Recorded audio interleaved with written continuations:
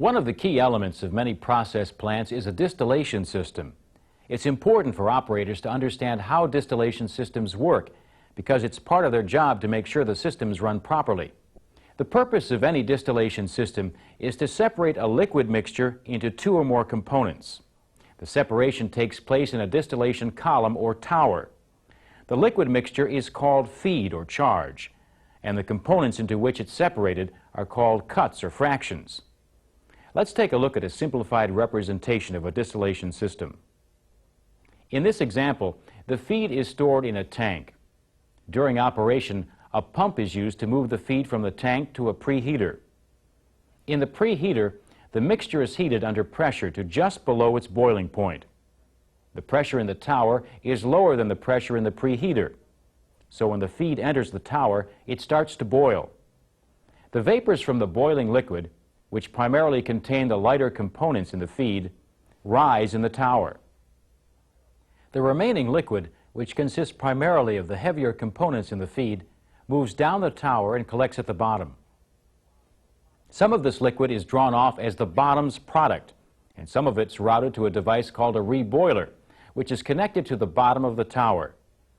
The reboiler is usually a heat exchanger that's designed to vaporize the lighter components that remain in the liquid from the bottom of the tower. Vapors from the reboiler, or in some cases a mixture of vapors and liquid, re-enter the tower. The vapors then rise up in the tower. These vapors and the heat they contain are often referred to as boil-up. The hot boil-up provides heat that's needed for the distillation process to take place in the tower. The vapors that rise up in the tower are routed to a condenser. The purpose of the condenser is to cool and condense the vapors into liquid. From the condenser, the liquid flows into a receiver or accumulator. The receiver provides a reservoir for the liquid. Part of the liquid from the receiver is pumped back into the top of the tower, and part of it is drawn off as the tower's overhead product. Well, we've just looked at one simple example of a distillation system. Not all distillation systems are the same, but most of them have the basic equipment that we've just seen. At the heart of a distillation system is the distillation tower. Basically, a distillation tower is a series of distillation processes, or stills, stacked on top of each other. The process of distillation is sometimes referred to as fractional distillation or fractionation, and distillation towers are sometimes called fractionators.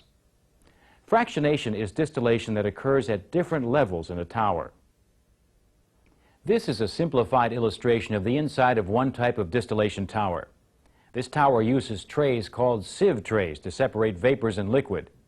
The trays are spaced throughout the tower. They're called sieve trays because they have many openings in them, like a sieve. Here's a closer view of some of the trays. We've exaggerated the size of the openings to make them easier to see.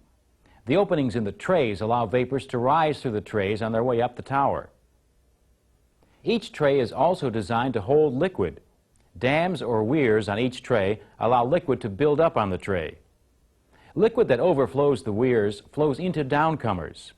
The downcomers channel the liquid from tray to tray down the tower. When the upward moving vapors and the downward flowing liquid come in contact on each tray, the vapors transfer some of their heat to the liquid. Two things happen.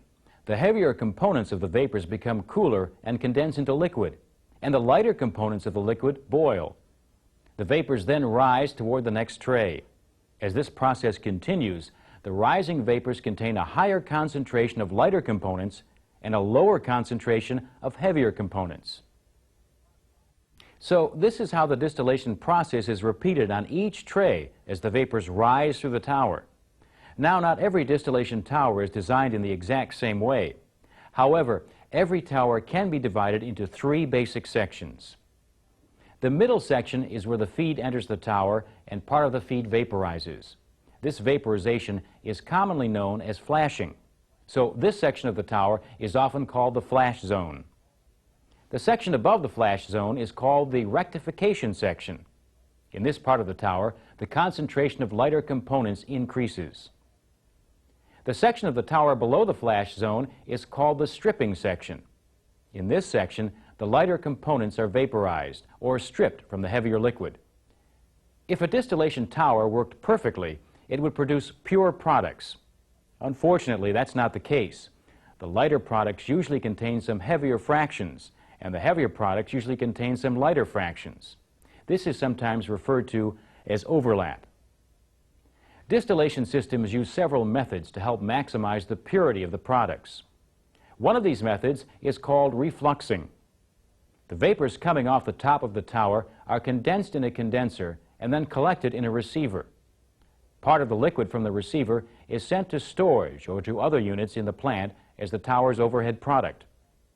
The rest of the liquid is pumped back into the top of the tower. The liquid that's reintroduced into the tower is called external reflux. Because it consists of liquid that was cooled in the condenser, the external reflux is cooler than the liquid in the top of the tower. As the external reflux cools the top of the tower, vapors made of heavier fractions condense. The liquid made of heavier fractions flows down the tower and is referred to as internal reflux.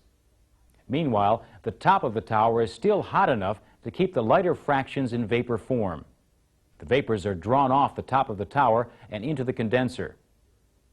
Refluxing increases the purity of the overhead product because condensing the vapors made of heavier fractions keeps them out of the stream of vapors that leaves the top of the tower. Another method used to maximize product purity is called reboiling. The bottom's liquid that's drawn off from the tower is sent to a heater called a reboiler. The rest of the bottom's liquid is sent to storage or to other units in the plant as the tower's bottom's product. The reboiler heats the liquid it receives so that a mixture of vapors and liquid is formed.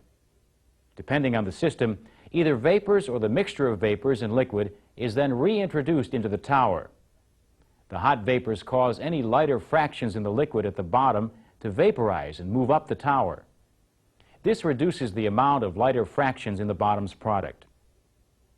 The reboiler provides the major portion of the heat that's required to make the distillation process work. In the type of system we've been discussing, the heat supplied by preheating the feed is not sufficient for proper distillation. The reboiler is needed to provide enough additional heat to vaporize the lighter fractions in the tower so that the products meet specifications. Although all distillation towers serve the same basic function, they don't all have the same internal components. One type of tower uses trays called sieve trays to separate vapors and liquid. That type of tower is covered in the tower operation part of this program. In this part, we'll look inside two other types of distillation towers and see how their internal components differ. Let's start with a tower that uses trays with bubble caps. The holes in each tray are covered with caps called bubble caps. The slots in these bubble caps disperse the rising vapors through the liquid on the tray. Each bubble cap has many slots, and each tray has many bubble caps to spread out the vapors. This ensures maximum contact between vapors and liquid so that maximum heat transfer can take place. Another type of tower, called a pack tower, contains layers of devices called packing instead of trays with bubble caps. There are many different types of packing. Some towers have sections that are filled with cylindrical rings like the one illustrated here. It's known as a Raschig ring. Another type of packing is known as a burl saddle. The packing breaks up the liquid so that it flows over a large amount of surface area. This exposes more of the liquid to the vapors and increases heat transfer from the vapors to the liquid. Packing can be made from many different materials, including porcelain, copper, aluminum, and iron. The main requirement is that the material must be compatible with the liquid in the tower and the conditions under which the tower is operated. This is a section of another type of packing from a distillation tower. It's called a packing grid. Each layer in the grid has spaces for vapors to rise through the packing on their way up the tower.